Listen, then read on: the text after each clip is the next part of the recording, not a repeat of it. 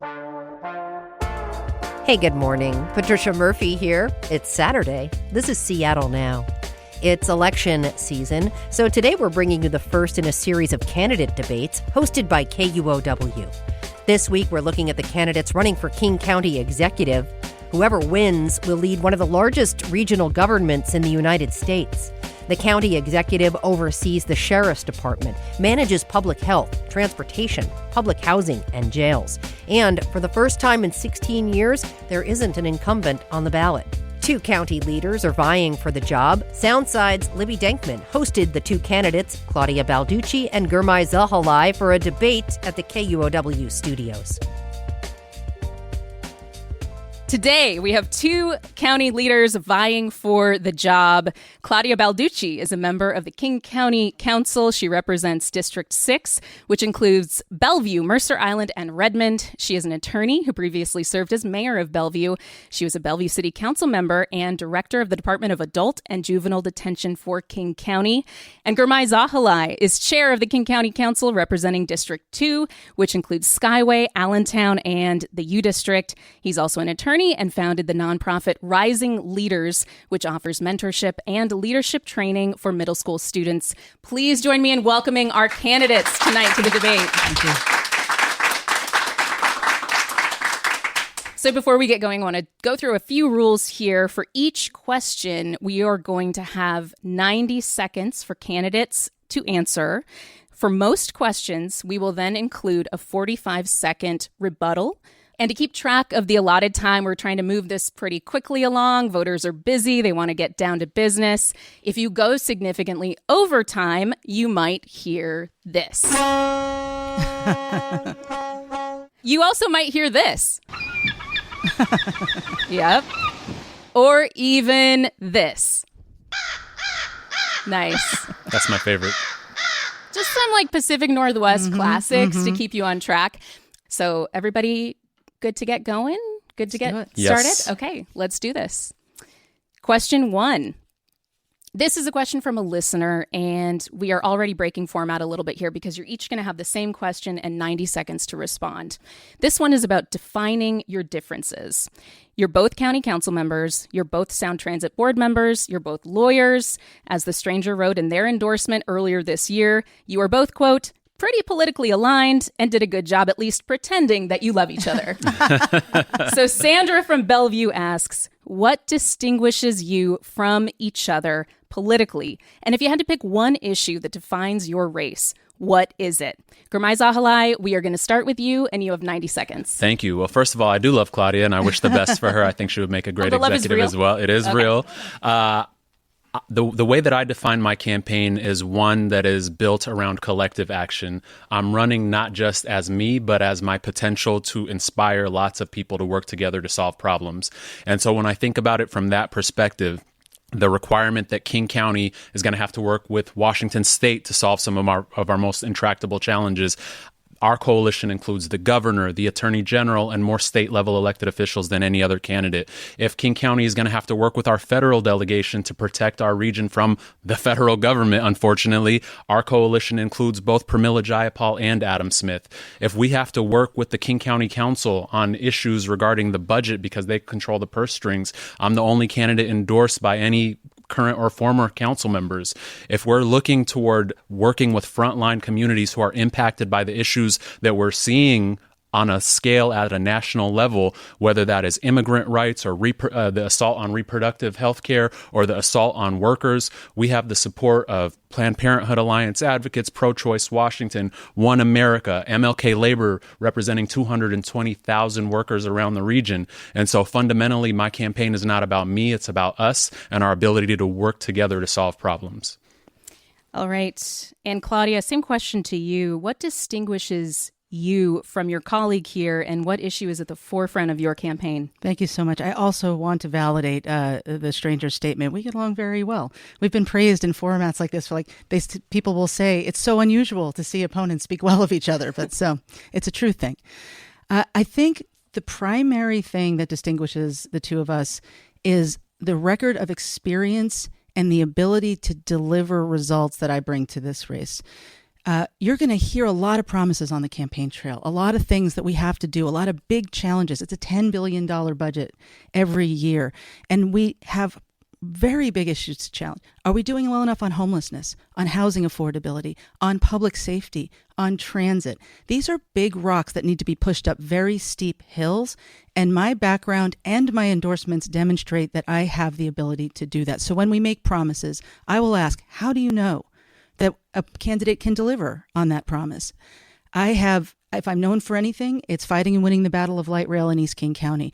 That was coalition building, that was politics, that was law, that was getting things passed at the ballot, engineering, delivery, finance, and doing it all with a lot of partners.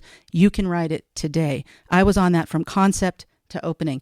By the way, I had to push the agency to open the starter line on East King County. They wouldn't have done that without my encouragement. I helped to form the first, with a coalition, the first ever homeless shelters and permanent supportive housing and a lot of affordable housing in East King County. And we'll talk about these issues, but I will say over and over again, thank you, Seagulls, that I would like you to ask yourselves as we're talking tonight, how do you know we can deliver on the things we're promising you? I just don't know how these seagulls get in our studio. It's so strange.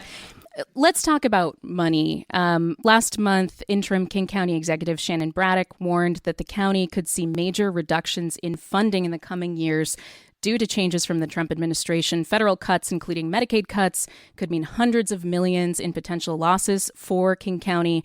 Property taxes are the key source of revenue here, but right now the state has a cap on property tax hikes. The county can raise them only 1% per year. Any higher requires voter approval. Let's start with you, Councilmember Balducci. During the last legislative session, lawmakers proposed raising that cap to 3%. That proposal didn't move forward, but it could come back. Would you support raising the property tax cap in order to bring in more funding for the county? Or do you have any alternative proposals for addressing budget shortfalls? Thank you so much for the question. That property tax cap that was first initiated through a Tim Eyman-led initiative and then adopted by the legislature has held our spending down below the level of inflation for a very long time and has been the top legislative priority of this council for many, many years. So we're both signed off on we really need more flexibility there. However, the county is largely funded by the two most regressive types of tax, sales tax and property tax, and that's it. And so every time we ask, can we do better for human services? Can we do more for public safety? We're constantly raising those regressive taxes. There have been a number of proposals in the legislature to try to change that. I am 100% on board with working with the legislature where, we have great relationships with, over 100 local and state elected officials have endorsed my candidacy. I know how to work with those folks. We need to work on a plan that makes our taxation more progressive. And that has to come with, and honestly, I'm agnostic as to the type, which type of tax, whatever works and that can build enough support to implement it. And we're going to have to build public trust to believe that that doesn't mean we implement this new thing and just keep raising property and sales taxes. There has to be a trade-off. And finally, I would say we have had some real challenges with our spending and an audit that I hope we get to talk about tonight. We've got to get our own house in order and be able to show the public that we are making good use of their money so that they can trust that with more of it. Well, we will be asking about that audit. Don't you worry. But first, 45 seconds to you, Girmay, for a rebuttal. No rebuttal here. You're not going to find daylight on this issue, in my view. If you were to rank the 50 states in the United States based on how equitable their tax code is, we would be number 49 out of 50, which means we have a very upside-down tax code where we fund our governments primarily, like Councilmember Balducci said, based on property taxes, sales taxes, and fees. And of course, that disproportionately impacts middle income and low income people. And so whatever we can do as a top priority to advocate for tax reform, that would be my top priority. Make sure that we have more progressive options so that we can offset some of these regressive options that continue to burden our working class families and people. That would be a number one priority. But to answer the question in the short term, if I were to only have one tool of fixing this 1% cap, yes, I would advocate for lifting that 1% cap while also making sure that we are more effective and efficient with our dollars, as my colleague said. Thank you. Girmay, you've previously stated that you support raising the property tax. We just talked about that. I do want to talk now about spending choices and the audit that you, council member, you both brought up. Specifically, the findings that grant funding distributed by the county's Department of Community and Health Services was potentially not overseen properly. So the audit found that while taxpayer funding awarded to community organizations almost doubled over the course of 5 years, DCHS did not properly oversee the recipients of those grants, many of which lacked experience and were considered high risk. This resulted in possible fraud and unapproved payments. These were mostly grants related to services for youth, including diversion from the criminal legal system. Rick from Bellevue texted us to ask, what did you learn from the recent audit, and what will you do differently as a result of what you learned? And this first one goes to Councilmember Zahilay. Yes, thank you for the question, Libby. The results of that audit were unacceptable. They were flat out unacceptable. We as government have a paramount duty of protecting taxpayer dollars. And in that instance, we clearly saw that taxpayer dollars were not being protected.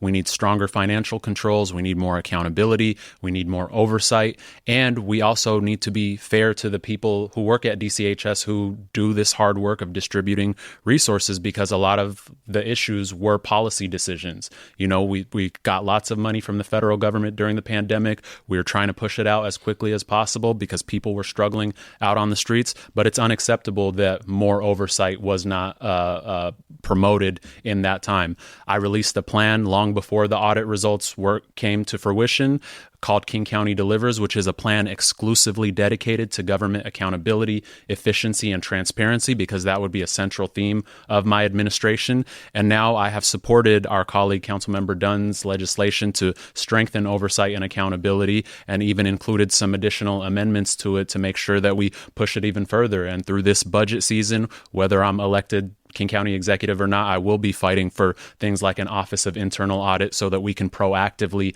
audit our departments, not just one part of DCHS, but all of our departments, to make sure money is being used wisely. I'm calling for proactive quarterly reports so that we can show people, hey, we collected this much money from you. This is what your money was spent on, and these were the outcomes, so that we're spending, that we should be celebrating at the point of outcomes and not at the point of spending.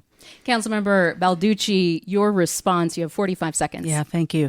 A few things. First of all, I want people to know that this audit covered 36 contracts out of almost 600 contracts in this particular human services bucket. We do not yet know the extent of the problem, so we are not in a position to promise or scale up solutions that will work yet. Job one of the next executive has to be a full audit of all of the contracts, and this was something that I proposed. It has not yet gotten traction, and I will continue to push for it because I don't know how we solve a problem we don't fully understand yet. The second thing I will say is I was very proud to be praised by, if it's okay to name another outlet here, the Seattle Times, for calling for action immediately, because that was not happening when this audit first hit. We have to lean into action. We cannot achieve our goals unless we are transparent and accountable to the public. Laundry lists of things that we will do, that we should do, have to be willing to own it and to really, really lean into action, not just words. Councilmember Balducci, still on the subject of the Department of Community and Human Services, but shifting to the issue of mental health care and substance abuse treatment. This department is overseeing a big expansion of those services in the county. It's funded by a $1.25 billion property tax levy. That includes 5 new 24/7 crisis care centers, the first of which opened in Kirkland last year. There's the 988 response line. There's the mobile crisis responders that have been expanded. The county touts that there will be somewhere to go, someone to call, and someone to respond when somebody is in crisis.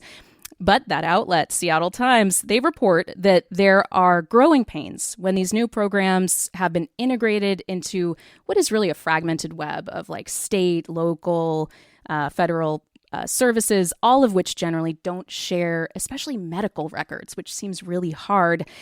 If elected, what would you change about how the county is approaching mental health and addiction services? It's a really big question. Hard to answer in 90 seconds, let me just say.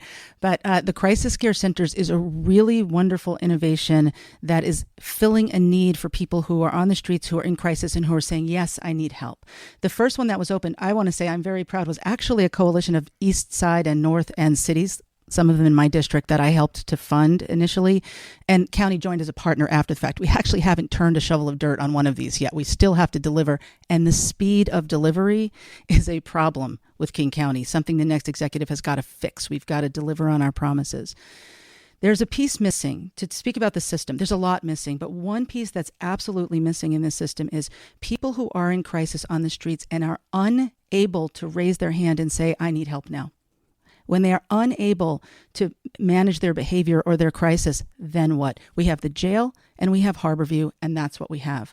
I've been proposing, and as executive will pursue, a third place that is, hey, you're in trouble, you're violating the law, but we're not going to book you into jail. We're going to put you in a place where you can get clean, you can get treatment, you can get connected with housing or whatever you need to stabilize so that we can help move people who are chronically on the streets out of that revolving door. With regard to, I love that you asked about sharing information. When I was the director of the county jail system, this was a huge issue because we deal with a lot of medical records and mental health records, and you need people, when they come in, they lose connection with their services. We need to fix that gap so that people are warmly handed off and always being served regardless of where they are in their transition. A crow is stickler at Sorry. 4 o'clock. Yeah, 45 seconds to you, Councilmember Zahilay, for a response and your take on what you would do differently with mental health and addiction. Yeah, Libby, I think your question perfectly captured a big part of the problem. Last week, we hosted one of my first policy town calls called Breaking the Cycle, and we're talking about breaking the cycle of addiction, homelessness, crime, incarceration, that never-ending cycle that we seem to see. And I brought together some of the experts on the ground who see what the issues are. You know, people in the healthcare world, people in the housing world, people in the jail world. And they told us that the two primary problems is, number one, of course, there's a supply issue. We need more permanent supportive housing. We need more health care. We need more mental health services and so much more. All of that is 100% true. And there is a connectivity issue. All of these assets need to be talking to each other more, and we need to close the gap so that when somebody leaves a jail, they're not just discharged. When we know that the vast majority of people who we call repeat offenders have overlapping substance use disorder and mental health issues, there needs to be a warm handoff. There needs to be And connectivity. that's time. Oh, yeah, Very that's insistent, fast. Siegel. Let's move on. The youth jail has been a topic of controversy and most recently, agreement on the King County Council. In 2020, former County Executive Dow Constantine pledged to close King County's Youth Detention Center by this year, 2025. That date was later pushed back to 2028. He called it a system rooted in oppression. Things have changed. Last year, the King County Council voted to maintain the Youth Detention Center indefinitely. Councilmember Zahilay, you originally ran for County Council, including a promise of ending youth detention. In an interview with The Stranger prior to your first County Council election, you said that putting kids in cages is not the most effective way at rehabilitating and restoring them, if that is our goal. You voted in favor of maintaining the detention center last year. Can you talk about why your position changed, and would you end youth detention if you became King County executive? Would you work towards that? We have two important goals on this topic. Number one, we want to keep our communities safe. Number two, we want to make sure that we set our youth up to succeed. In 2019, what I advocated for is let's move away from this big centralized secure facility and open smaller decentralized secure facilities. I think some people misinterpret that to mean that I was against secure buildings. That has never been my position. So when we had the opportunity last year to clarify that position and show that, yes, we actually still do need a secure building and we need to reform what happens inside, I did seize that opportunity.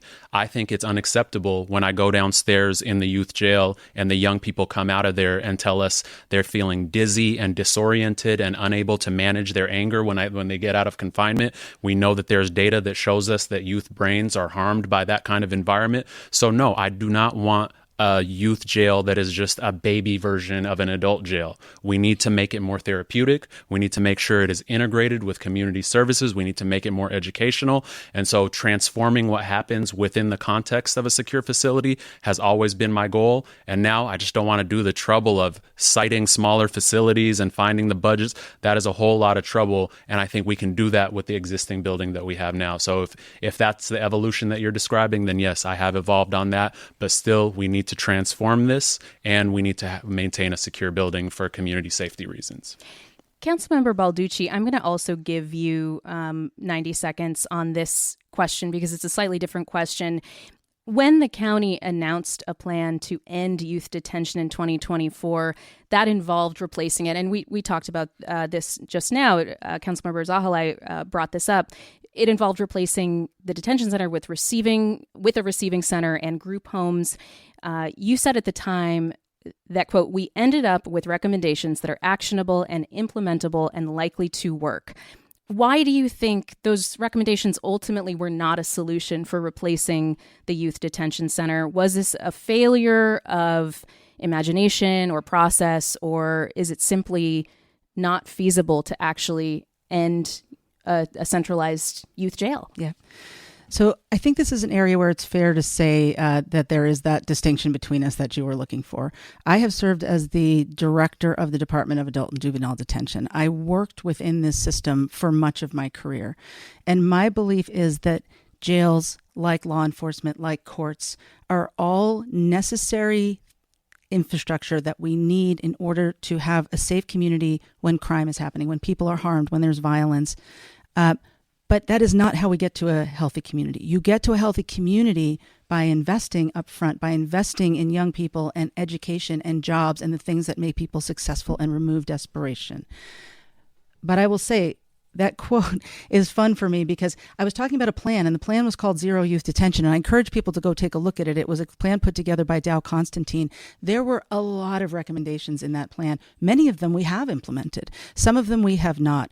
It was not only about shutting down the juvenile detention facility. I was the person who advocated that we make that detention facility modular, meaning it was built in a way that if we are successful in reducing the use because we're doing better things for kids and they're in better places, we can put a curtain wall behind any one of those housing units and put a door to the outside and use it for something else. We built in the incentive to make it smaller.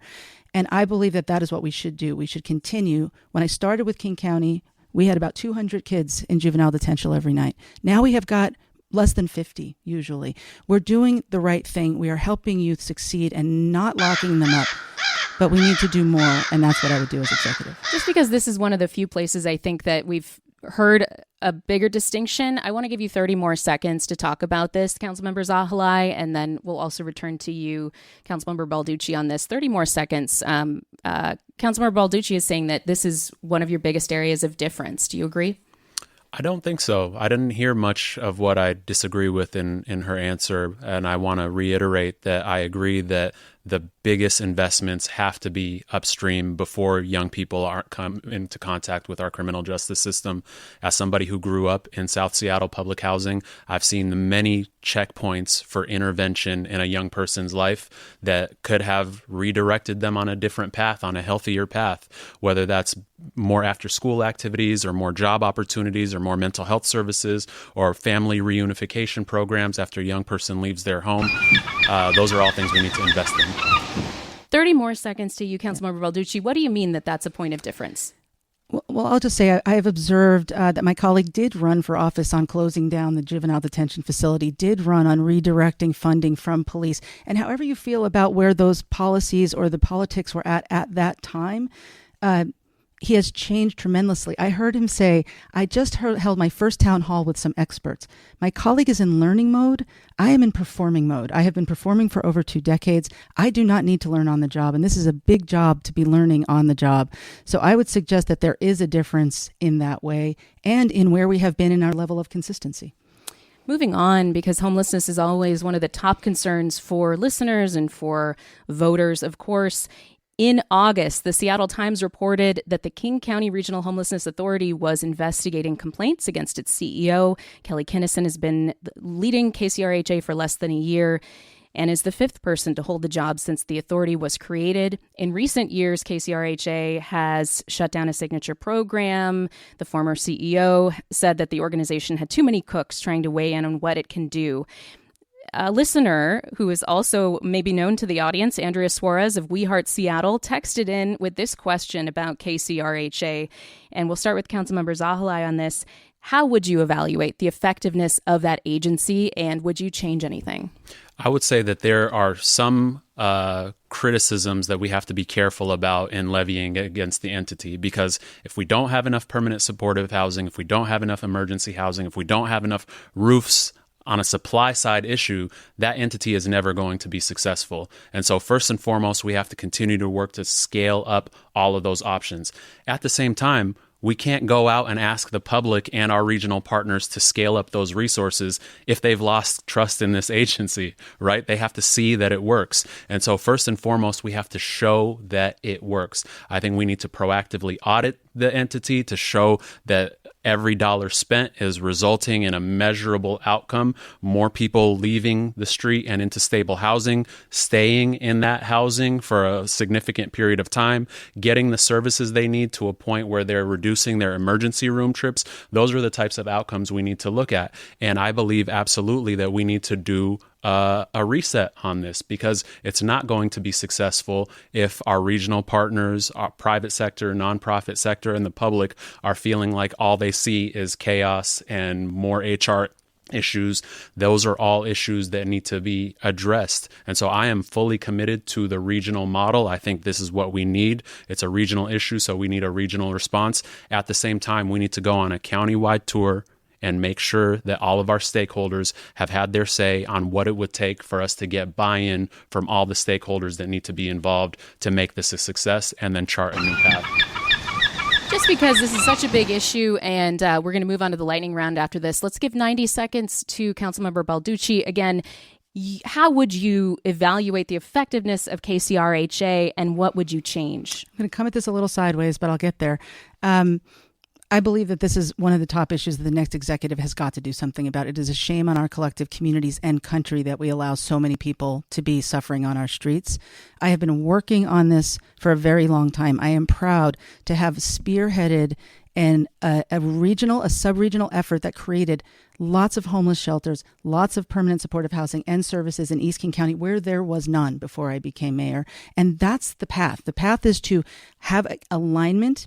Regionalism is the right approach. KCRHA was conceived as a regional approach, but we need to have the same goals. We need to have agreement on how we're going to get to those goals, and then accountability about how we're getting there. And we haven't had any of those things. When I was the chair of the county council for the 3 years of COVID, and one of our first board members for KCRHA stepped off, I assigned myself.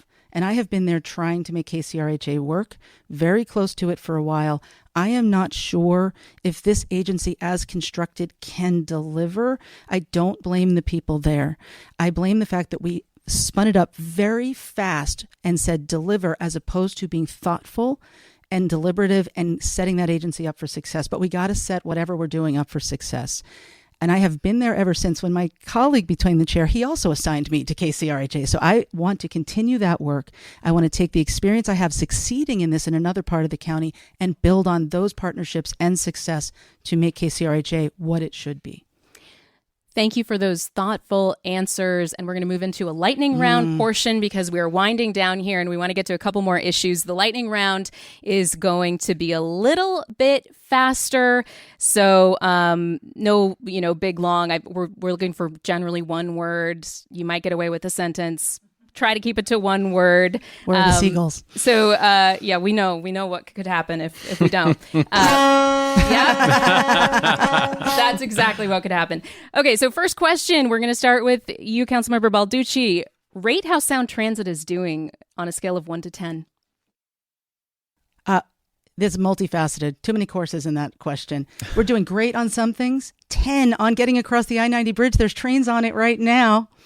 But I would say we are doing a 3 on long-term financing for the rest of the program. Lightning round. Sorry. You're going to get away with a sentence. Yes. Zahilay. Rate how Sound Transit is doing, 1 to 10. I'm going to just take the happy medium and say a 6 because absolutely they are delivering a lot of very popular services. And when they do it, we do it really well. And at the same time, the budget issues and the cost overruns and the delays are absolutely a problem. Okay, question number 2, we're going to start with Girmay Zahilay here. Do you support low barrier supportive housing? Yes or no? Yes. Councilmember Balducci? Yes. Number 3, does the King County Sheriff's Office currently receive sufficient funding? Yes or no? We'll start with Councilmember Balducci. No. I would say yes now that we just passed a budget to allow that. But we didn't pass it. Okay, we'll move on. Lightning round. That'll be another a question for another day. Number 4. Let's lighten it up just a little bit, starting with Balducci here. The Seattle Mariners are headed into the playoffs. Woo! I don't know if you heard. Reportedly, an Etsy witch hired by a fan helped break the late season slump. Yeah. With that in mind, what is one local curse that you would like to fix with a spell a la the Etsy witch? Okay, I'm going to violate the rules entirely. I actually helped the Mets win the World Series in 1986 by burning a series of articles about the Boston Red Sox. So been there, done that. Are you saying that you are an Etsy witch? Etsy didn't exist in 86. Okay, Councilmember Zahilay, it's hard to beat that. The curse of the Sonics leaving. I want to break that, bring back the Sonics. Good answer. Okay, final one. My friends over at KUOW's Booming, they have considered, will the light rail make Bellevue cool? Finally, Councilmember Zahilay. I'm an East Side girl. I can ask this. Come on. I'll say yes, and shout out to my colleague for all her hard work in making it happen. As a former mayor of Bellevue, I cannot concede that Bellevue is not cool yet. But the light rail is going to make it so much cooler. Yeah. Okay. So cool all along, Balducci on the record with that one. We're going to go to closing statements. 1 minute for your final arguments here for this audience on KUOW and here in the studio. Councilmember Balducci, first to you. Thank you again. I really appreciate this discussion. I want to say to the listeners of KUOW, again, look at this county. 2.3 million people, massive housing affordability problems, intractable homelessness problems, need to make more progress on giving people access to mental health care and drug dependency treatment and public safety resources. And you get to choose who's going to run this big, complex county with all our challenges and opportunities after having the same leadership for 16 years. I come to this job with strong values, proven experienced leadership, a suite of accomplishments that you can see in the world today that are moving us in the right direction. And I am proud because of this to have earned the broadest set of endorsements from labor and business, most of the labor unions representing our employees because they know who gets the job done, public safety leaders, human services leaders, housing leaders, and all of the transportation agencies that have endorsed in this race. They know that we can get the job done. I'm here to do it, and I really do hope to earn your vote. Thank you so much. Thank you, Councilmember Balducci. Councilmember Zahilay, 1 minute to you. Thank you so much. I just want to thank KUOW. I know that we are going through very challenging times right now with the federal funding cuts to public radio and the attacks on freedom of speech. So thank you for continuing to show up and doing the amazing work that you do. And that is just one piece to the giant tapestry of challenges that are up ahead of us, and the King County Executive and King County government, along with its 18,000 hardworking employees, have a powerful role to play in being partners in solving problems. I have a track record and the vision and the relationships to deliver from day one. I do have that track record of thousands of people around King County have more money in their pocket because we work to deliver an increased minimum wage. Thousands of people in underserved areas like Skyway have more affordable housing, community centers for the first time, expanded public transit, more affordable homes for the first time because of our work to deliver. Thousands of people are going to have access to mental health and addiction services because of our championship of the Crisis Care Centers initiative, and we want to take that work, build on it, and continue to solve problems into the future. Thank you so much for the time. Thank you to King County Council members Girmay Zahilay and Claudia Balducci, your candidates for King County Executive. Thanks for listening to Seattle Now, and thanks to our generous donors. Support us at KUOW.org. Soundside's production team includes Sarah Leibowitz, Jason Burrows, Hans Anderson, Gabrielle Healy, Jed Kim, Malia Syed, and Libby Denkmann. Greg Kramer does our theme music. Seattle Now and KUOW Public Radio are members of the NPR network. See you soon.